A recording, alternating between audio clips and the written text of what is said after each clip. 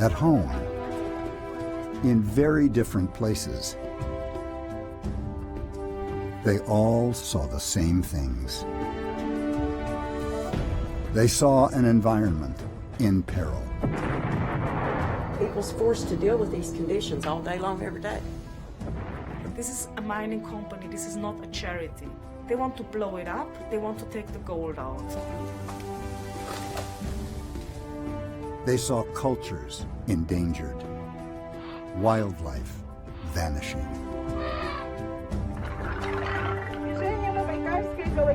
And saw that someone had to stand up. We're going to find a lot of people in the streets, and we'll put a stop to it. To dream. Never say it can't be done. They said that. It can't be done. To act. It wasn't easy. I'd cry at night and ask myself, what am I doing? To inspire. We want to have 100% renewable energy in 2050, and so we will do it. To struggle.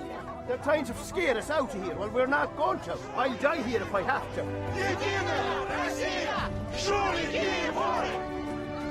There was a need for somebody to take a stand for this community, then we're still fighting today. And to succeed. And we shall win.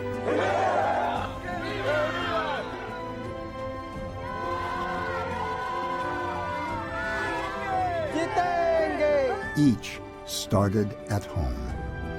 In our land, our houses, with the right people, all things are possible.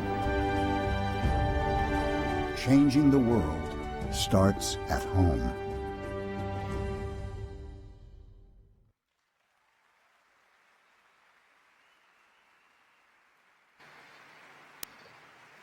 Ladies and gentlemen, please welcome Susie Gelman from the Goldman Environmental Foundation.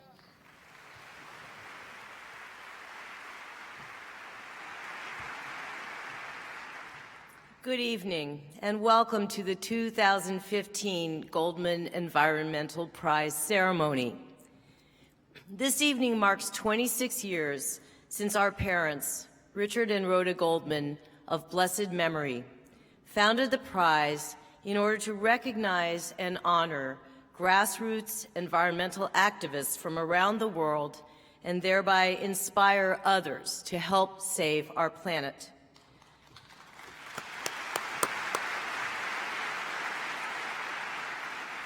Tonight, we honor 6 incredible leaders who have achieved remarkable environmental victories in their own communities, often at great odds and sometimes at great personal risk. Changing the world begins at home. This is the lesson that each of us can take from what tonight's prize winners have accomplished. Whether we live in Honduras, in British Columbia, in Kenya, or in the United States, we are all driven to action when our own communities are threatened. Climate change is no longer a problem that can be seen as affecting future generations. It affects all of us now.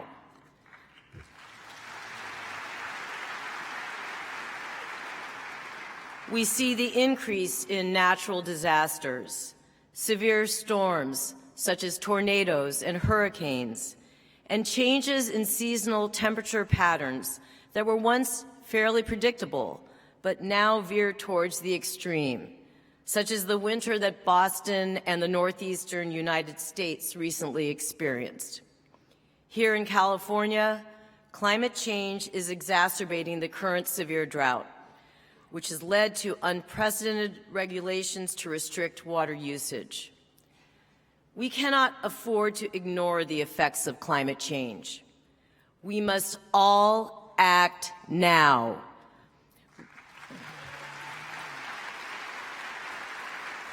Whether mandated or voluntary, each of us can do something to confront the climate crisis. Starting at home, we can conserve the resources that many of us still take for granted, whether it be the simple act of turning off lights when leaving a room or turning on the water faucet only when necessary. It's simply a matter of adopting an environmental consciousness about how we conduct our daily lives, which no doubt many of you are already doing. Moreover, exploring options such as divesting from fossil fuels and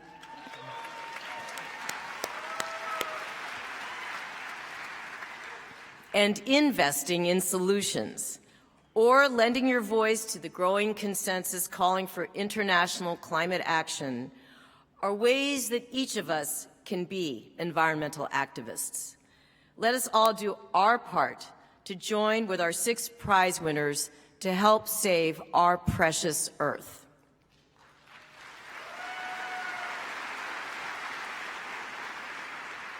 This December, world leaders will gather in Paris for a critical meeting about the future of our world and the commitments they are prepared to make.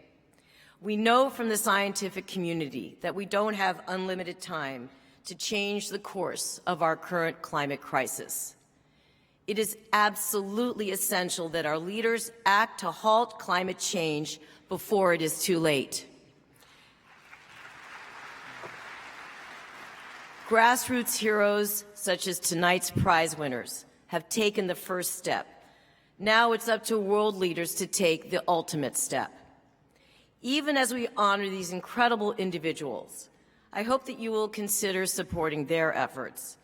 If their stories move you, and I am confident that they will, please consider taking action to be a part of their efforts. You will find information on our website about how to join their individual campaigns. Now, it is my great pleasure to welcome tonight's Master of Ceremonies, Dana King, an award-winning broadcast journalist who was previously the news anchor for KPIX TV in San Francisco. During her 25-year career as a journalist, Ms. King has reported from Afghanistan, Iraq, Honduras, Kosovo, Israel, Jordan, Rwanda, Ghana, Turkey, and Taiwan.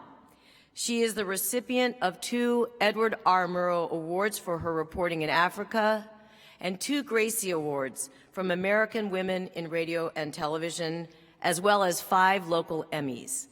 Ladies and gentlemen, please join me in welcoming Dana King.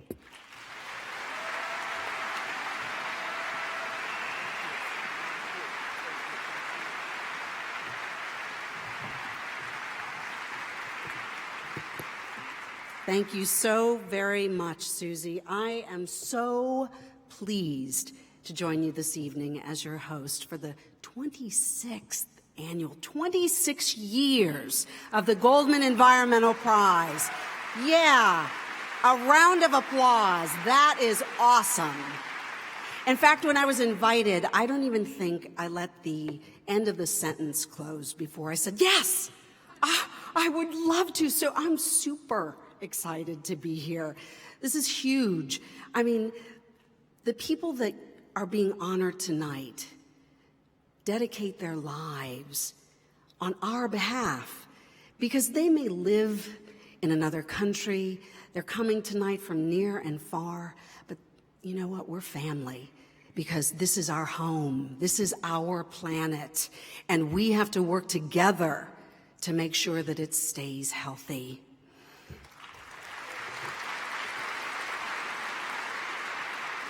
We have an absolutely incredible and inspirational group of people gathered this evening here at the Opera House. And you've taken time out of your busy days and your busy nights to join us because we're celebrating grassroots environmental heroism, and you were part of that. So thank you so much for showing up. Tonight you're going to hear from 6 incredibly special people. They're organizers, they're activists, they're mothers, they're fathers, they're teachers, they're researchers. But you know what? They are a lot like you and me. So what is it that makes a Goldman Environmental Prize winner unique? It's pretty simple. They're ordinary citizens who took the extraordinary step to protect their homes when threatened. So what started out as a personal thing became a universal thing. By showcasing the work of these 6 grassroots environmental heroes, we hope that you will be inspired to join their efforts. So before the evening ends, we're going to offer you several ways to take action on their behalf, because each of you, each one of us tonight, has a unique role to play in this struggle in order to create a better, cleaner, and more secure future, not just for us, but for our children.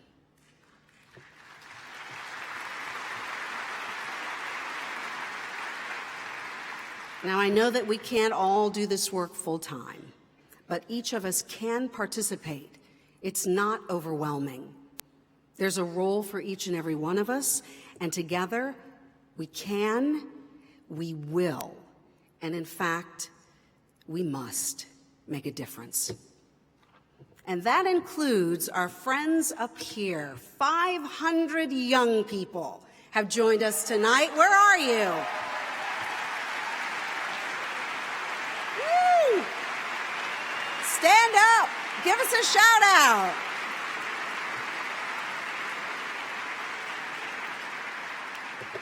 Our young people are from youth groups and schools from all corners of the Bay Area. And you know what? I hope that each one of you tonight sees a little bit of yourself in each one of our recipients this evening, who exemplify the possibilities of what a single, dedicated, committed individual can achieve when there is a will.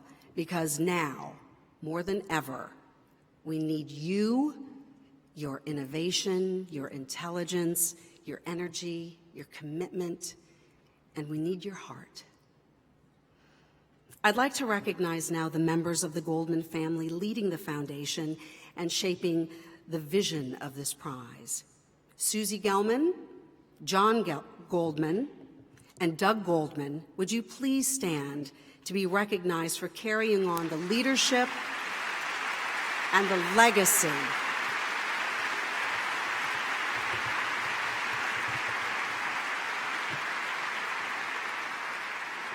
Your parents were amazing, and you continue to expand that legacy and leadership.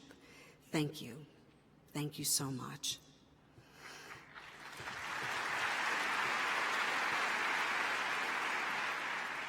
And tonight, generously, each Goldman Prize winner will receive $175,000 to support their ongoing work. And in addition, each recipient will be presented with a statue of the Ouroboros, which is a serpent biting its own tail, which represents nature's power of renewal. Presenting the Ouroboros will be John Goldman, who is the president of the Goldman Environmental Foundation.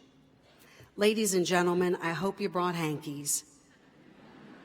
Seriously, I'm a huge weeper, and I know it's going to happen. Be prepared to be inspired, moved, and motivated, for we are about to meet the 2015 Goldman Environmental Prize winners.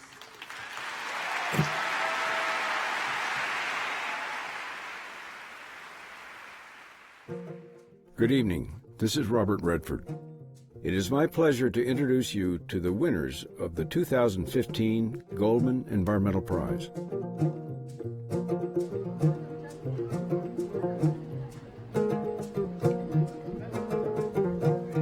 When Phyllis Omito was hired to work for EPZ Metal Refinery, she was given the task of overseeing an environmental impact assessment on the smelting factory, which removed lead from used car batteries. She quickly learned that toxic emissions were having a devastating impact on the community that surrounded the factory. There was very heavy, thick, dark smoke. It was really, really bad. You could not stand the smell. So some of the children were passing out. The soil the children were working on was toxic. The water they were drinking was poisoned. It was a really, really terrible situation that no one should allow another human being to live under. Phyllis listened to the community's concern and began to raise objections with her employer about the egregious health conditions. But then the issue became intensely personal for her. My baby at that time was small, and I was nursing him. He also fell sick, and after some tests we discovered that he had high blood lead levels. And that's the first time that I actually decided to confront the issue. Phyllis left her job at the refinery and formed the Center for Justice, Governance, and Environmental Action, and began compiling health records in the community. They randomly tested 3 children who had lead levels that were more than 20 times those of children in the U.S. Omito and her organization presented their findings to the Kenyan government. It was unacceptable that the government was watching these people live under that condition. We asked everyone in the community, all 3,000 of us, to go and present this case to the government. Phyllis and the community were initially successful in their efforts to close down the factory, but within a month, the government gave the factory owners permission to reopen. As the emissions continued to envelop the community with toxins, the health hazards intensified. There were more than 300 prenatal and infant mortalities in the village of just 3,000. We discovered that the longest a woman would carry their pregnancy would be 7 months. If they would carry the baby to term, the baby would die at birth. My oldest son was having trouble breathing. By the time we reached the hospital, they discovered that his kidneys were failing.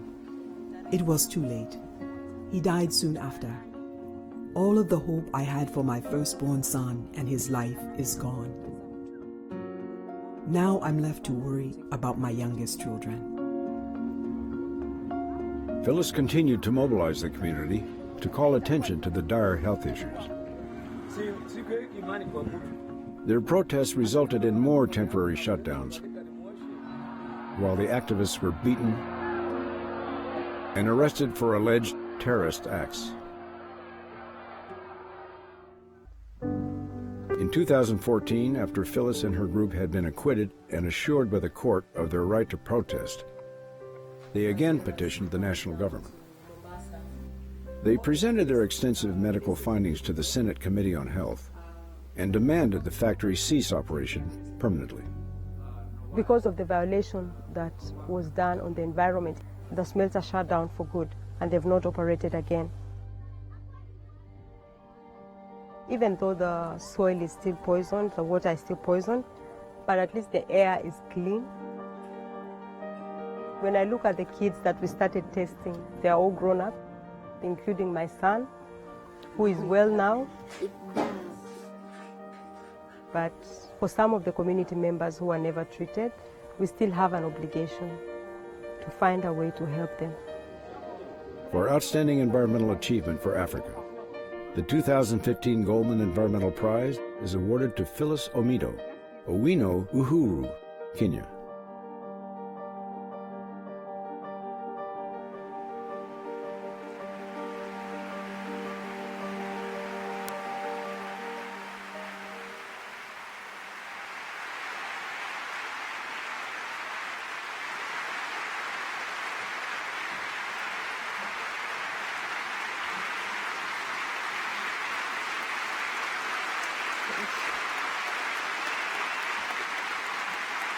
Thank you so much.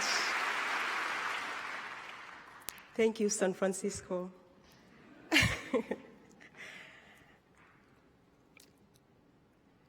I'm very humbled to be here before you and for the great recognition and responsibility that is bestowed upon me by all of you today. And just to be part of this is incredible. So thank you for everyone that made it possible. As a child growing up in rural Kenya, I grew up very close to nature. My late mother's worst nightmare was that I would get sick eating poisonous fruits or get stung by a bee while poking the beehives for wild honeycombs. As a mother today, I dream of my own child's future. I dream of love. I dream of friends. I dream of my grandma. I dream of my sisters. I dream of a better Kenya, a better Africa, and a better world. As a child, thank you. As a child in Kenya, a tomboy, I loved to climb trees. They were everywhere. I wonder if my son will ever learn to climb a tree. That is my worst nightmare. That my son will never experience the joys that I experienced as a child. It's a nightmare that I would love to turn around. It's a nightmare that the future generations will face, the nightmare they will face because their parents failed to do what is right for them. Yet, together as one, we can face any adversity. Our might comes from togetherness, not from solitary wars, not from fear. It comes from pulling each other up on this journey. Like termites, we can build the tallest environmental tower of might and leave our children the planet that they deserve.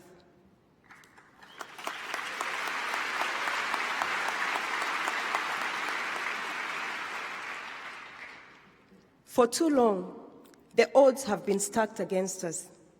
We've seen communities subjected to systems designed to muzzle them. We've seen communities expected to beg for a right to nature, water, air, a playground free of toxic poisons. We've seen governments hide behind laws and rights that communities cannot understand, much less demand. The systems are riddled with too many loopholes, ripe for exploitation. But today, I feel the winds changing. I feel the tides turning. I feel that the struggle for the environment today is evolving. I see an awakening, that the environment is a human right, an understanding that if you violate it, you violate mankind and our future. We have a lot to accomplish and not a lot of time, but it's not too late to start now. Asanteni sana. Thank you so much.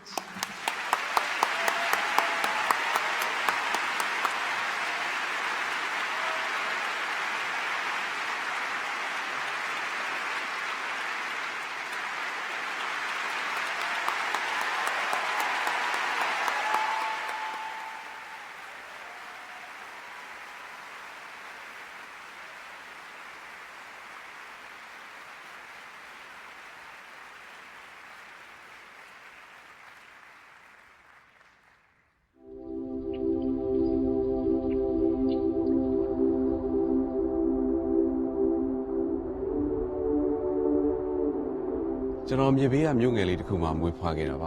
was born in a village near the Irrawaddy River Delta. I've always had a love for the river, which is the lifeblood of our people. Our culture depends on it. This sense of connection led me to become an environmental journalist. Known as one of the world's most repressive regimes, Myanmar's junta allowed the extraction of natural resources for the benefit of neighboring countries. Then it opened the door to foreign investments, like the Chinese-backed Myint Zaw Dam. This mega-project would destroy forests, farmland, and fishing communities, impacting millions of people. 90% of the electricity generated would go to China. We were sad and angry when we learned that a dam was being built at the crucial headwaters of the Irrawaddy. The dam would flood the cultural heartland of the ethnic Kachin people.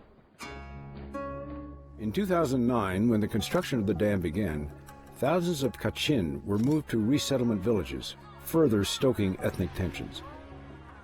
If completed, the dam would displace 18,000 people and affect millions downstream. Media censorship was still quite strict in 2009. So journalists in the environmental movement were all trying to find a way to do something about the dam. I went to Myint Zaw and started taking photographs along the Irrawaddy. To circumvent censorship of stories about dams, Myint Zaw wrote about the negative impacts of dams in other countries. But he and his colleagues realized that they needed to go beyond journalism to get their message out. We decided to use art galleries as places to share information. With the support of famous writers, visual artists, and musicians, Myint Zaw created a series of art gallery exhibitions to overcome the military government's restrictions on public meetings. Through our photographs and artwork, we wanted audiences to visualize the dam's impact on people's everyday lives. We were nervous during that first exhibit, so we only ran it for half a day. After our guests saw the show and heard our speeches, we quickly packed up and left. To intimidate and suppress us, the intelligence service would try to find out who was organizing these events. Then they'd place us under surveillance. We were distributing scientific data and educational materials without government permits. We were always worried about getting arrested.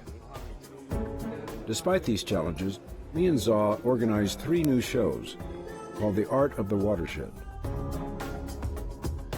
He traveled around the country with the exhibitions and created support for what rapidly became a national movement.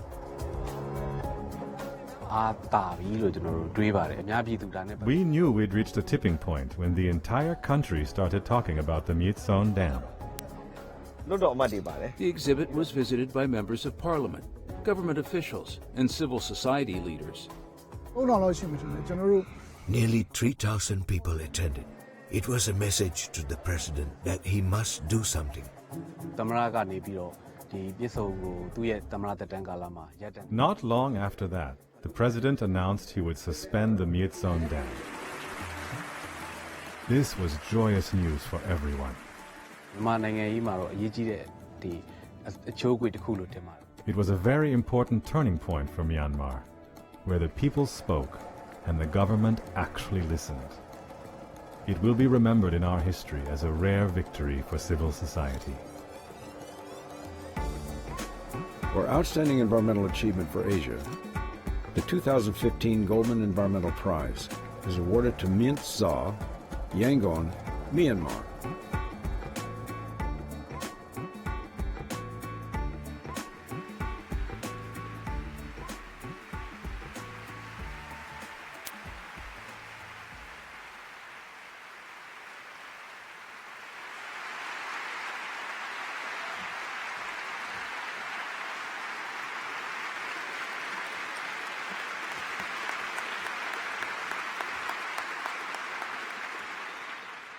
Mengalawa.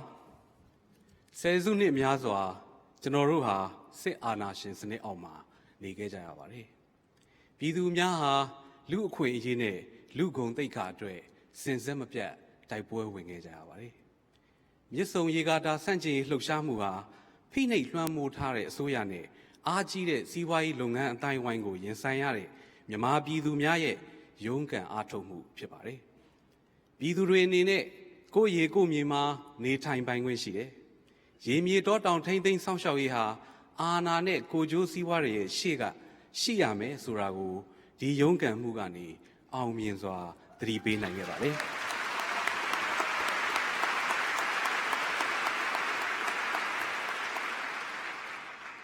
မြန်မာပြည်ကအာဏာရှင်အစိုးရအနေနဲ့ပြည်သူတွေစုဖွဲ့လှုပ်ရှားလို့မရအောင်ရက်စက်ကြမ်းတမ်းစွာပိတ်ဆို့တားဆီးခဲ့ပါတယ်။ဒါပေမဲ့ရဲရင်တဲ့ကချင်တိုင်းရင်းသားတွေအပါအဝင်မြန်မာပြည်သူတွေဟာရသလောက်နေရာအခွင့်အလမ်းကိုချဲ့ထွင်းပြီးအစုအဖွဲ့လှုပ်ရှားမှုကြီးဖြစ်အောင်ကြိုးစားနိုင်ခဲ့ကြပါတယ်။အေယာဝတီမြစ်ဆုံကနေကမ္ဘာအရပ်ရပ်ကပြည်သူတွေကိုနှိုးဆော်အတိပေးနေမှာကအဆိုးဝါးဆုံးအခြေအနေတွေမှာပင်လျှင်ပြည်သူဟာရ တီထွင်ဖန်တီးကြံစမှုနဲ့လက်တွဲလှုပ်ရှားနိုင်တယ်ဆိုတာပါပဲနေရာဒေသနဲ့လူကုန်သိက္ခာကိုကာကွယ်ဖို့ကျွန်တော်တို့အားလုံးခရီးဆက်နိုင်ကြပါတယ်ကမ္ဘာတစ်ဝန်းလုံးမှာအားကြီးတဲ့စီးပွားရေးအကျိုးစီးပွားတွေကကျွန်တော်တို့ဘဝတွေတိုးတက်ဖို့သဘာဝဝန်းကျင်ကိုစတေးရမယ်လို့ဆိုနေကြပါတယ်ဒ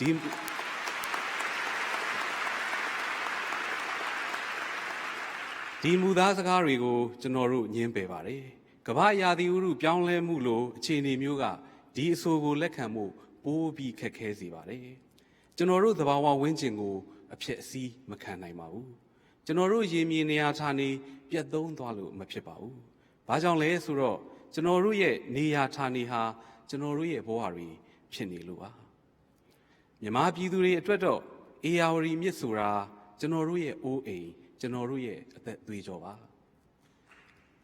မြစ်ဆုံရေဝေကြီးလဲဒေသဟာဒီမြစ်ကြီးကိုမွေးဖွားရှင်သန်စေသူပါကျွန်တော်တို့ရဲ့ရုန်းကန်တိုက်ပွဲမပြီးဆုံးသေးပေမဲ့ကျွန်တော်တို့ရေမြေကျွန်တော်တို့မြစ်ချောင်းနဲ့ကျွန်တော်တို့ပြည်သူဘဝတွေကိုဆက်လက်ကာကွယ်သွားကြမှာပါ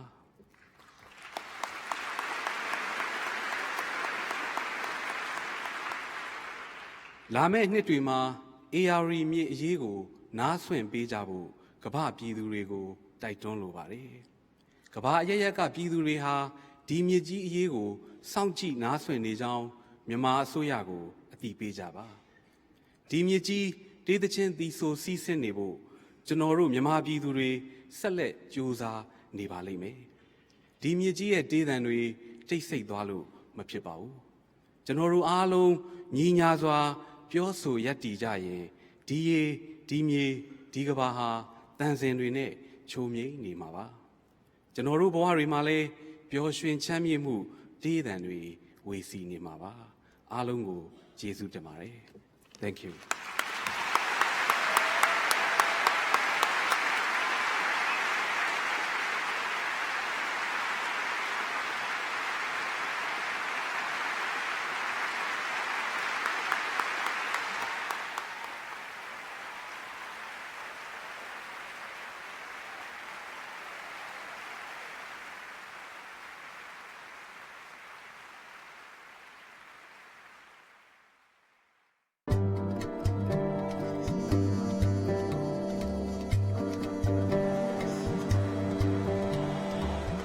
Haiti, the poorest country in the Western Hemisphere, has been plagued by tragic natural disasters, rampant hunger, diseases, and pollution. Jean Weiner knows that these problems can be confronted by empowering the communities to protect their homeland's coastal resources, especially the drastically depleted forests and marine life. The fisheries sector in Haiti has been in trouble for several decades now. Overfishing, using inappropriate methods, not respecting fishing seasons. It's quite disturbing seeing the size of the fish that they're catching now. And they know that what they're doing is not good for the environment, it's not good for them, it's not good for the sustainability of the fisheries, but they have no other choice. Fisheries habitat in the mangrove forests and coral reefs were also degraded. The charcoal issue in Haiti is probably our biggest environmental issue. But this is Haiti's mangroves now, which are being cut down and turned into charcoal. The mangroves play a critical role as fish nurseries for protecting the coastline against storm surges and for protecting the coral reefs. More than 20 years ago, Weiner and his organization, the Foundation for the Protection of Marine Biodiversity, set out to establish Haiti's first marine protected area to safeguard the mangroves, the coral reefs, and the fisheries.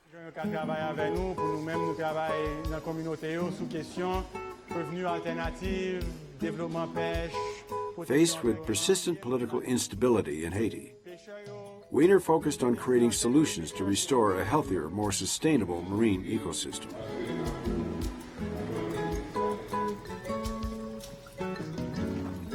The group planted more than 1 million trees. Their education program emphasizes the critical need to protect the plants from being cut down for charcoal. This is part of our educational activities with the local community to make sure that they feel a sense of pride, that they planted these trees, and that they will hopefully defend them from people who might want to cut them down. Weiner also launched efforts to restore degraded coral reefs, another key habitat for fish. We're trying to grow some of these corals, which are important for fisheries, just to give Mother Nature a helping hand. It's grown to 5 times of what it was when we started in about a year. So it's critically important to help manage these resources. In 2013, after 20 years of research, outreach, and lobbying by Weiner and the community stakeholders, the Haitian government finally declared Caracol Bay and Port Salut as Haiti's first 2 marine protected areas, securing formal protection for the mangroves, the coral reefs, and the fisheries. When I brought my children out here, they just felt a tremendous sense of pride in knowing that their father had helped establish this protected area for Haiti. But more importantly, I think at their age, they just thought it was something really cool, someplace where they'll be able to maybe even take on the work after I'm gone. I think we're looking at something great for our future here. For outstanding environmental achievement for islands and island nations, the 2015 Goldman Environmental Prize is awarded to Jean Weiner, Cap Haitian, Haiti.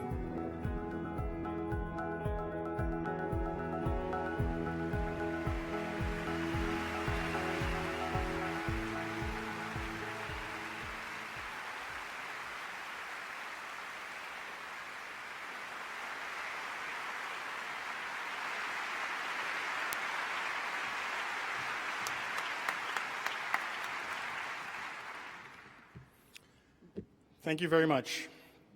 First, thank you to the Goldman family, all of the Goldman staff who have been absolutely fantastic, and to all of you here tonight who have made all of this possible.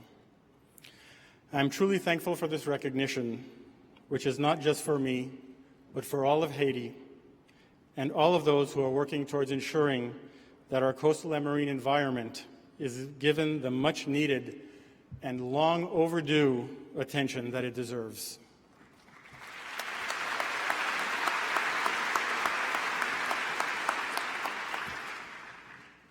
No one will protect any resource until their basic livelihood needs are met. I can guarantee you that there is nowhere in the world where there is a hungry conservationist. The need to provide for oneself and for one's family overrides any type of conservation thought. We must take a holistic approach that addresses their basic needs. Mind you, in the most environmentally friendly and sustainable way possible. We cannot continue a business-as-usual attitude while our very planet is slipping away. We must do better to protect our planet.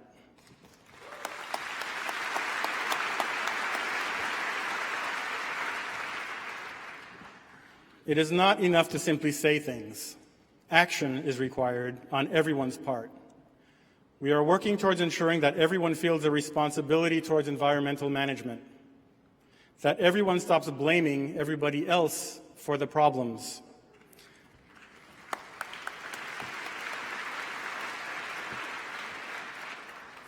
In Haiti, there is a saying related to this.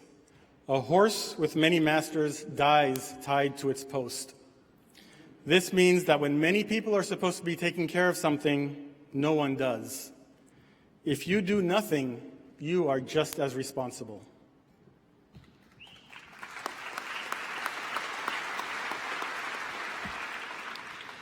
We are expanding our work with local communities, those most intimately involved with resource use and management, and with their input, which is critical to our success, working towards sustainable alternatives.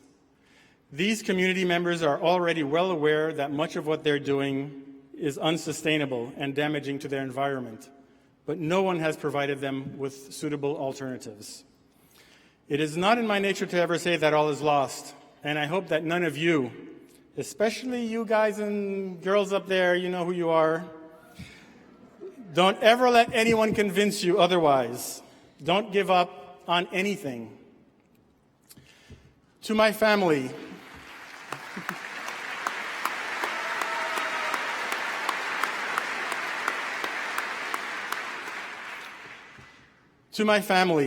all of whom have sacrificed a great deal so I can do my work.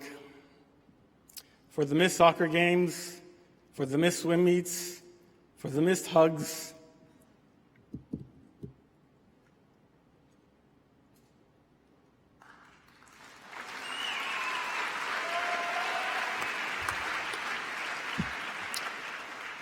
Also, I can do my work, our work. Thank you for believing, for your understanding and patience,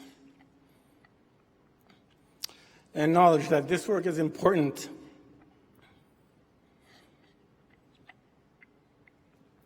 as we turn our family time and resources towards helping others.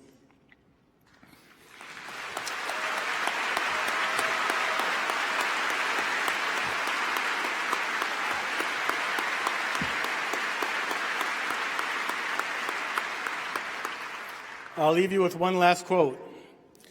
The fool didn't know it was impossible, so he did it. Thank you.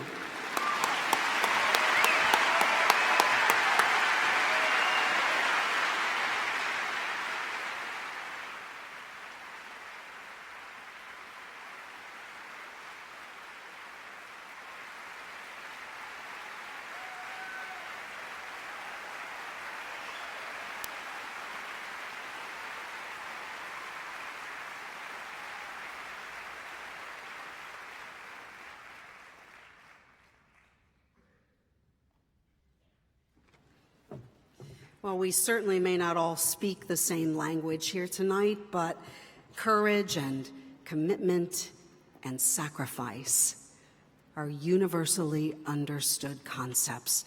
Congratulations to the 3 winners thus far of the 2015 Goldman Environmental Prize Awards. Your achievements, your environmental justice, your hearts. Thank you so much for giving of yourself.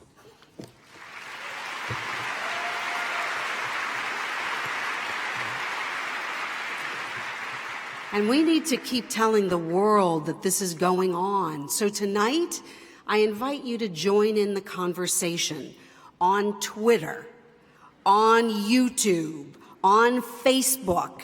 Yes, social media works. Let's spread the word. You know, the Goldman Environmental Prize has 600,000 friends on Facebook and social media, right? That's awesome. So we have a hashtag tonight for you Twitterers. Hashtag Goldman Prize. Lend your voice to this dynamic conversation around tonight's recipients and their work. Please. Not disappointed, are you? And it continues. Right now, I am pleased to present the incredibly unique and timely performance piece by the Alayo Dance Group. They're setting up right now. The dance you're going to see tonight is referred to as the Palo and refers to one of the religious dances belonging to the Bantu culture of Cuba via Africa. The Bantu represent the first group of African slaves that arrived in Cuba in the 17th and early 18th century, mainly from the Congo region. The word palo also means stick in Spanish and was applied to the Bantu religion in Cuba due to the use of wooden sticks in the preparation of altars. Palo is one of 3 dances that make up the Congo cycle.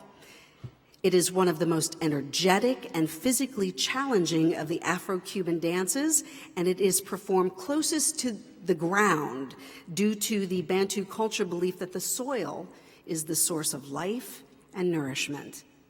The dance is characterized by rhythmic, syncopated, and non-stopping shoulder movement. I asked how it was done, and this is what it looks like. I got a feeling it's going to look a little different when they get up here. So please welcome the Alayo Dance Group.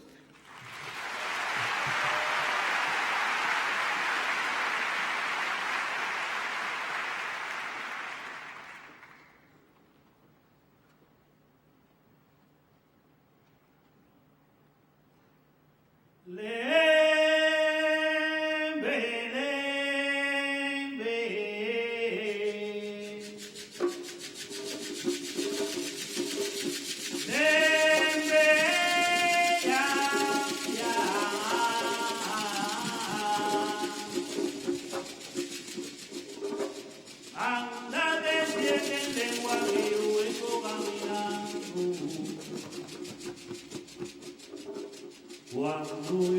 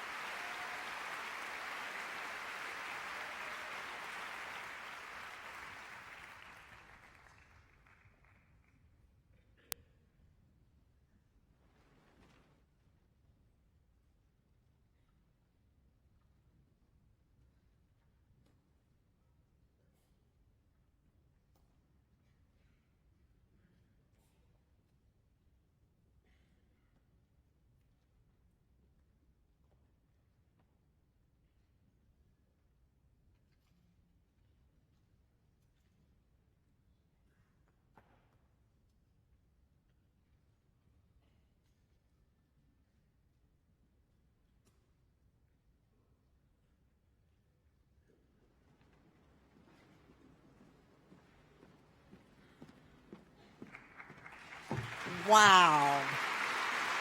Wow. The Alayo Dance Group. Energetic. I might need a different word for that dance. That was awesome. Thank you so much. And now, please meet the final 3 winners of the 2015 Goldman Environmental Prize.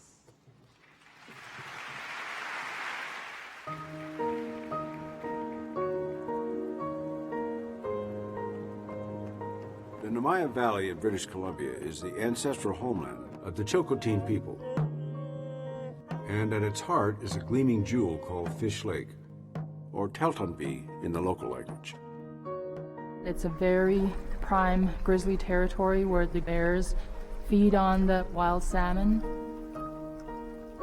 This is very pure, clean, unpolluted, glacial-fed waters, and they're very sacred to us. We're some of the last people who can drink from our lakes.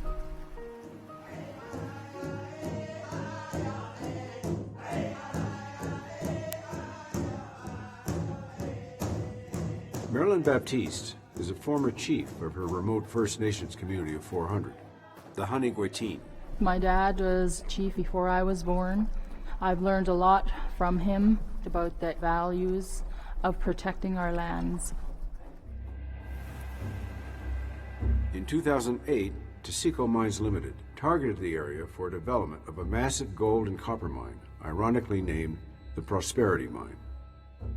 The open pit was proposed to be approximately 3 kilometers wide, and they were going to drain Fish Lake and have stockpilings there.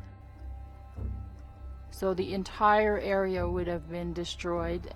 The provincial government planned to rubber stamp the development, so the Honigwetin and Chilcotin people declared their opposition. We have a duty to protect Mother Earth. Protests and legal challenges spearheaded the effort. It's the government and industry that is pushing us to stand up and protect our way of life. Marilyn and the Chilcotin National Government organized her community to present their case. So we went through the Canadian Environmental Assessment Agency, and we are very thankful that we were able to have our voices heard. As a result, Canada's Environment Minister declared the report's findings scathing and the most condemning he had ever read. The federal government rejected the mine, but the mining company proposed an even more damaging plan and started bringing heavy equipment to the area. Marilyn caught wind of it and sprang into action. And we have a legal mandate to conduct work. Do you want me to go through that all over again? There was a one-woman roadblock, putting a stop to a long train of men getting ready to go to work for the new Prosperity Mine. I would recommend that you turn around and exit the territory. It was really amazing just to see her standing in her power, in her strength as a Chilcotin woman. And he drove right up to me, like as if he was going to run me over. And that kind of was a little threatening. Didn't bother me, but it's just something that we had to do. Due to the efforts of Marilyn and her community, the British Columbia Supreme Court issued an injunction prohibiting any work on the mine. And the Canadian federal government again rejected the mine on environmental grounds. It was a critical win. It's very significant to all Indigenous peoples around the world. It means that governments, the courts, and industry can no longer deny our Aboriginal rights to practice our culture. Marilyn's community continues efforts to teach the youth the traditional language, as well as the significance of native salmon. So at the final stages, we put the fish back into the river. Our elders and our children want these waters to remain clean and healthy for their great-grandchildren to be able to also drink from these waters. For outstanding environmental achievement for North America, the 2015 Goldman Environmental Prize is awarded to Marilyn Baptiste, Myint Valley, British Columbia, Canada.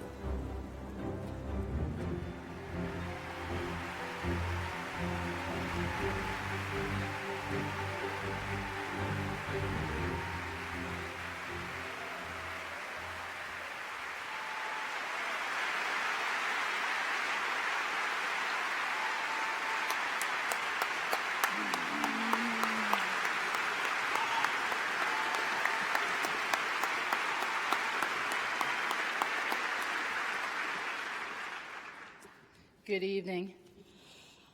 On behalf of our Tsaikotin elders, children, our people back home, including all of our allies and my family, I would like to thank the Ohlone peoples, indigenous tribes to the San Francisco area.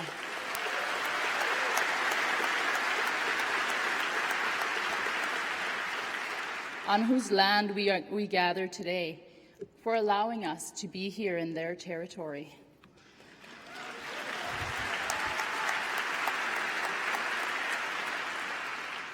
We give thanks and honor to the Goldman family and staff for the gracious work they are doing here since 1989. I would like to see all of us recipients come together and continue to work to protect Mother Earth in unity, perhaps in a consortium around the world. Let us connect the dots between our homes and communities. This is the opportunity. Our work is never done.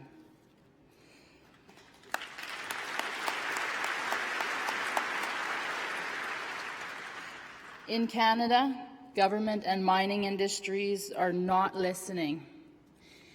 We know they will continue to push forward and find that gateway into the South Taseko area. There is too much at stake for all of us. Our waters around the world are in trouble. We all have to stand up, make our voices heard, and hold each and every government accountable.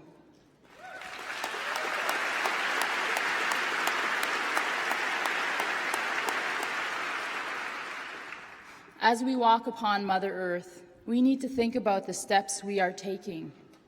Think about the steps we are leaving behind for our future generations. No matter what race we are, we must stand together and stop the destruction and pollution.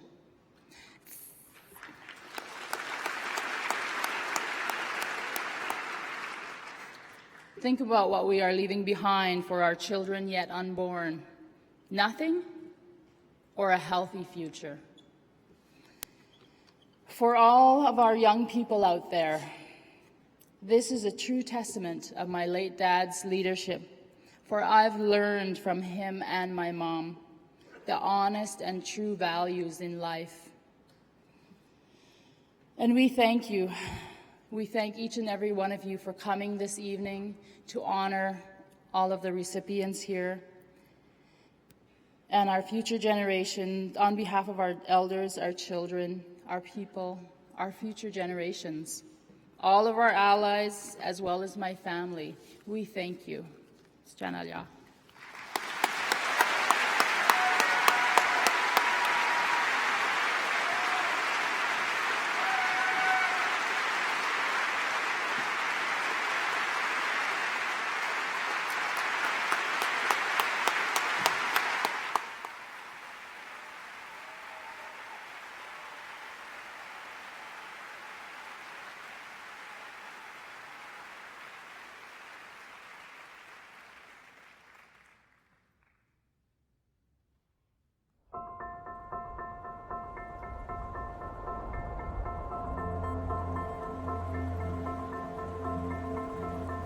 Bueno, este río tiene una importancia ancestral, espiritual, porque... This river has ancestral and spiritual importance to the Lenca people because it's inhabited by the female spirits. These female spirits guard the rivers. The Gualcarque River is also used for growing food and gathering medicinal plants. And of course, is vital to the entire population downstream. I believe it signifies life. After a military coup in 2009, the Honduran government awarded concessions for 47 dams to power hundreds of new mining projects. Chinese engineering giant Sinohydro joined with the Honduran company to build a dam near Rio Blanco. The Acozarca Dam would impact hundreds of Lenca people. This was a violation of indigenous rights from the start, because the National Congress granted a concession without providing free, prior, and informed consent. No es un crimen defender Aquí donde estoy sentado aquí, aquí era una gran frijolera cuando entró. We had beans planted right where I'm standing, but when the company came in, they ran their tractors over the fields, destroying everything. Por eso nos encaprichamos y estamos organizados. We got mad. Then we decided to organize ourselves with Copine. Copine, an indigenous rights organization, co-founded by Berta, organized the Lenca people around their internationally recognized rights. Pueblos indígenas, en 2 cabildos abiertos y en más de 150 asambleas indígenas. In more than 150 indigenous assemblies, our community decided that it did not want that hydroelectric dam. Berta filed complaints with the Honduran government and organized peaceful protests in the nation's capital. As her visibility increased, she became a target for the government. Muchas denuncias. We denounced this dam and were threatened with smear campaigns, imprisonment, and murder. But nobody heard our voices until we set up a roadblock to take back control of our territory. For well over a year, the Lenca maintained the roadblock, withstanding harassment and violent attacks.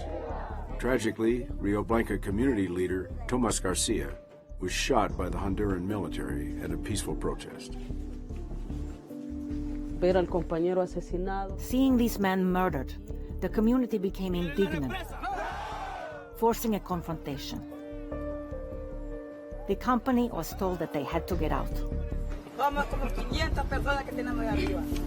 Por eso defendamos aquí en Río Blanco, porque de aquí no pasarán.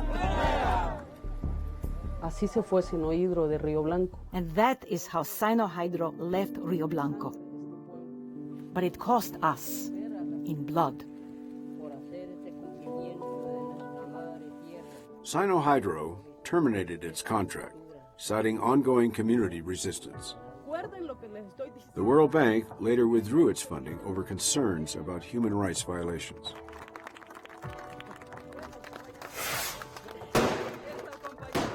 Que podrían agredirla, que pueden matarla incluso, como han querido hacerlo.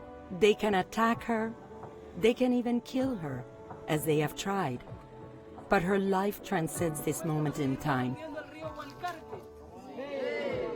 This struggle is a symbol of community resistance that inspires people across Honduras and around the world. No podemos ser ingenuos ante ese poder. Cuando iniciamos la lucha de Río Blanco, when we started the fight for Rio Blanco, I would go into the river and I could feel what the river was telling me. I knew it was going to be difficult, but I also knew we were going to triumph, because the river told me so. For outstanding environmental achievement in South and Central America, the 2015 Goldman Environmental Prize is awarded to Berta Caceres, Rio Blanco, Honduras.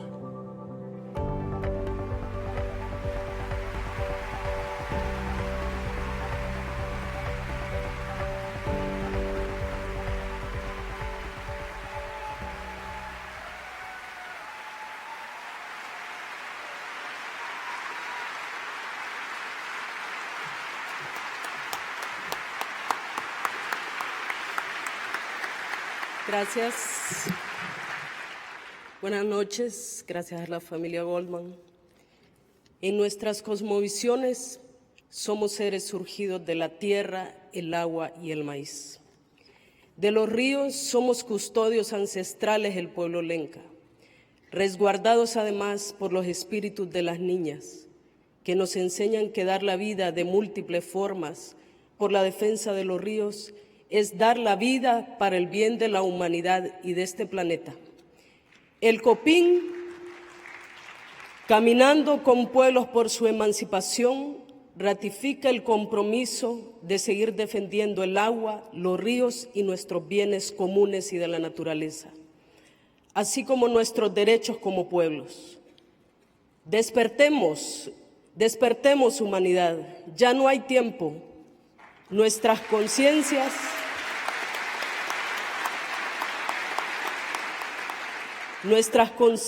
serán sacudidas por el hecho de estar solo contemplando la autodestrucción basada en la depredación capitalista racista y patriarcal.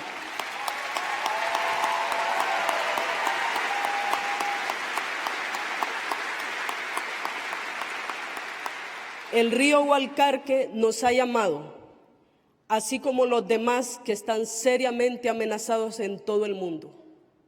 Debemos acudir.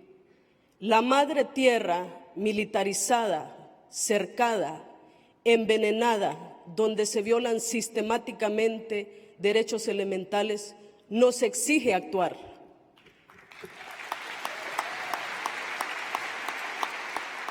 Construyamos entonces sociedades capaces de coexistir de manera justa, digna y por la vida.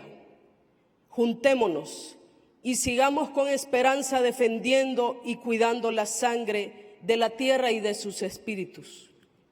Dedico este premio a todas las rebeldías, a mi madre, al pueblo lenca, a Río Blanco, al Copín, a las y los mártires por la defensa de los bienes de la naturaleza. Muchas gracias.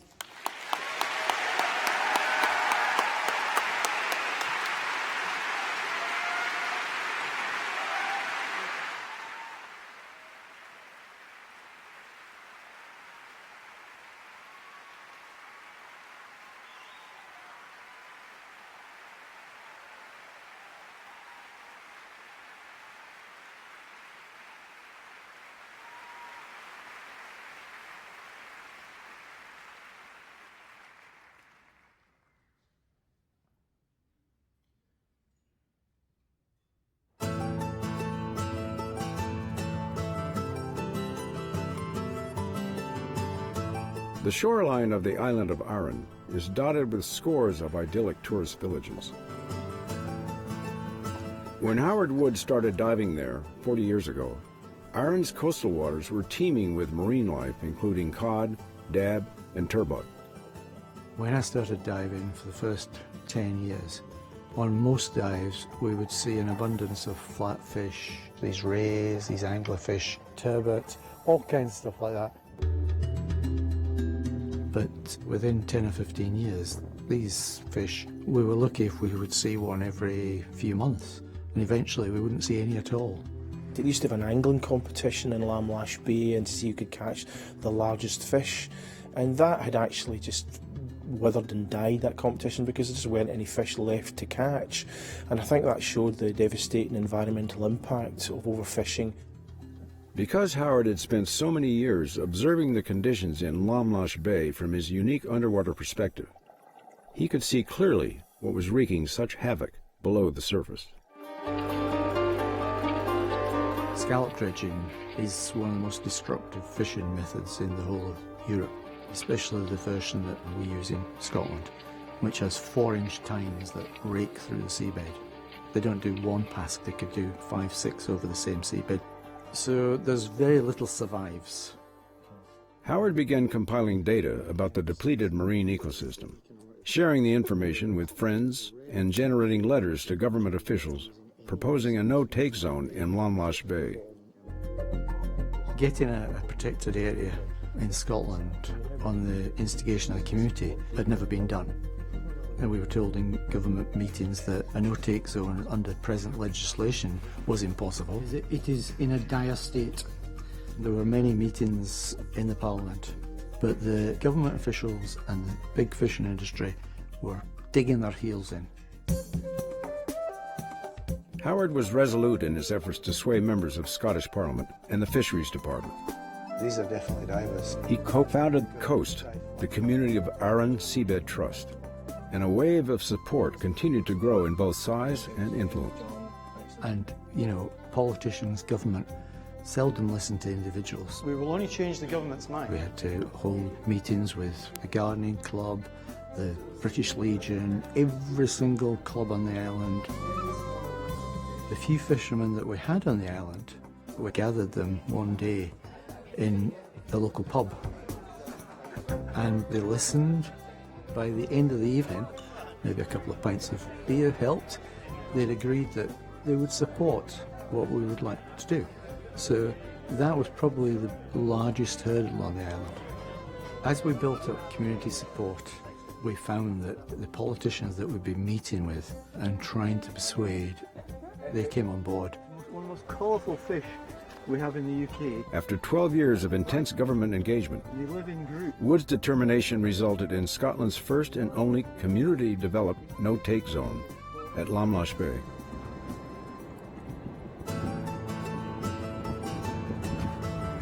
Armed with extensive data that showed the dramatic recovery of the bay's marine life, Coast convinced Parliament to establish a vast 110-square-mile marine protected area on the southern coast of Arran. This was quite a big moment because it meant that communities around Scotland should in future have a say in the waters that surround them. What's really exciting is that groups are springing up all over the west coast of Scotland, and they're all looking at Coast and thinking, we could do this. For outstanding environmental achievement for Europe, the 2015 Goldman Environmental Prize is awarded to Howard Wood, Arran, Scotland.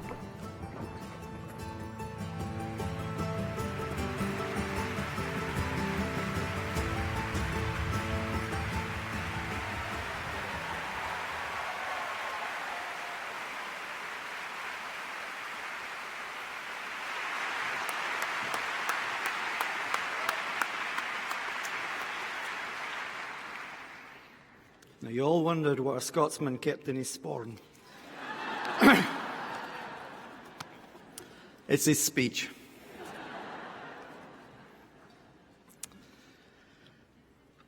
I'm honoured to accept this prize on behalf of the community of Arran Seabed Trust and all the many people who have supported our campaigns. In 2008, after over 12 years of campaigning, Lamlash Bay Marine Reserve was finally established.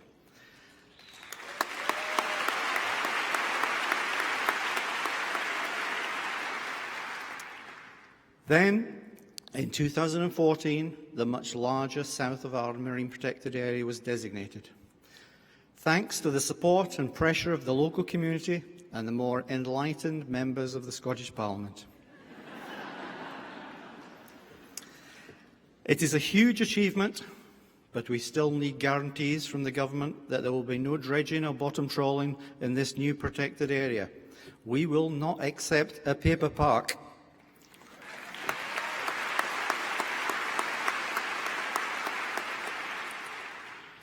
Through legal challenge and popular protest, we have begun to change the government's attitude about who gets to manage our seas. The Scottish Government is now beginning to recognise that the seas are a public resource, which should be run in the public's interest, not in the interests of just a few loud but unsustainable businesses.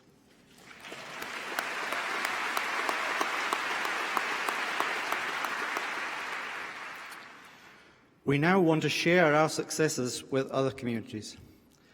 Dr. Bill Ballantyne, a Goldman Prize winner in 1996, set up the Lee Marine Reserve in New Zealand, which so motivated my friend and co-founder of Coast, Don McNeish, and myself.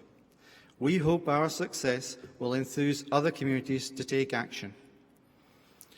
When government officials tell you it's not possible, when you feel you have hit another brick wall, we all need inspiration and heroes. Mine is a Scotsman who left his native home in 1849 to become America and the world's first modern conservationist. John Muir fought many battles.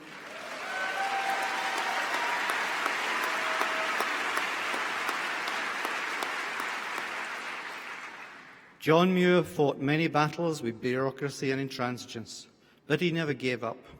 His tenacity is a huge inspiration to me. When individuals join together to bring community action, then governments can seek long-term sustainability rather than short-term economic gain. Publicly recognising the value of environmental activism is very important. Thank you so much to the Goldman family and the Goldman Prize staff, not just for the recognition that this award gives to myself, Coast, and the many people who have championed our work, but also for the inspiration the award will give to other coastal communities in Scotland and around the world. Thank you.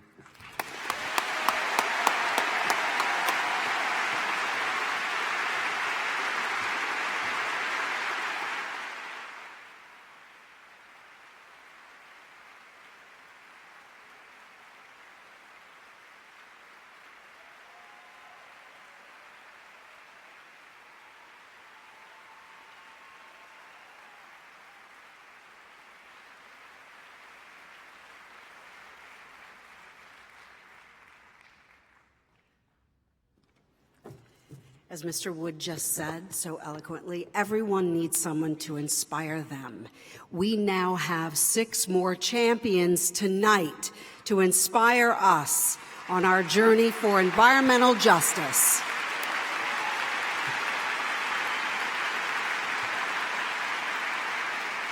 Congratulations to the winners of the 2015 Goldman Prize. Thank you so much for holding a vision of a world that works, because your activism enriches us all. It also proves the power that the individual has to make lasting change. And ladies and gentlemen, those of us in this beautiful opera house, as well as those of us joining us online, thank you. Thank you for being here and witnessing what has transpired this evening, because your presence honors not only the recipients, but the Goldman family as well. 26 years ago tonight, Richard and Rhoda Goldman launched this bold and visionary endeavor to shine a spotlight on unrecognized heroes. We're grateful for that vision, for their dedication, and acting on their passion to create a better and a safer world for all of us.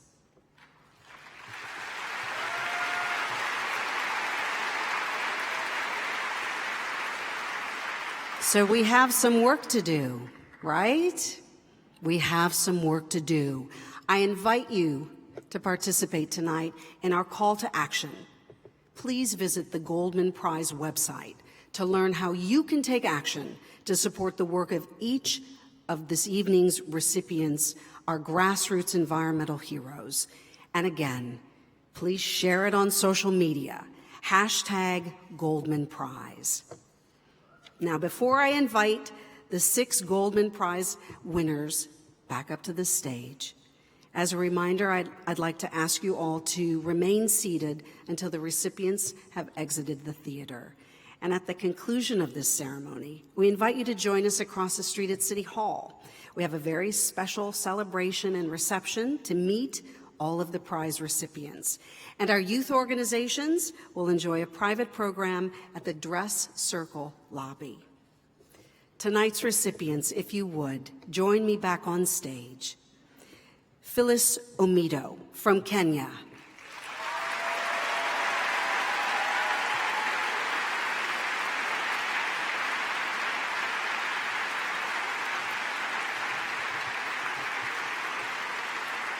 Myint Zaw from Burma.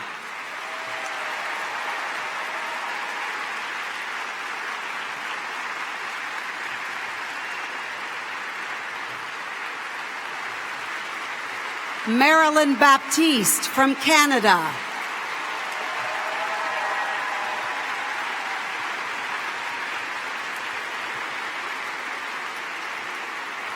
Berta Caceres from Honduras.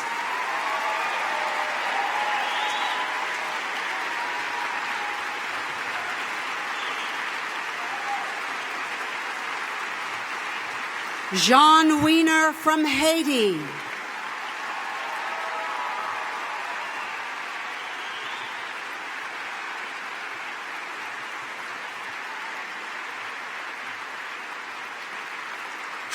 Wood from Scotland.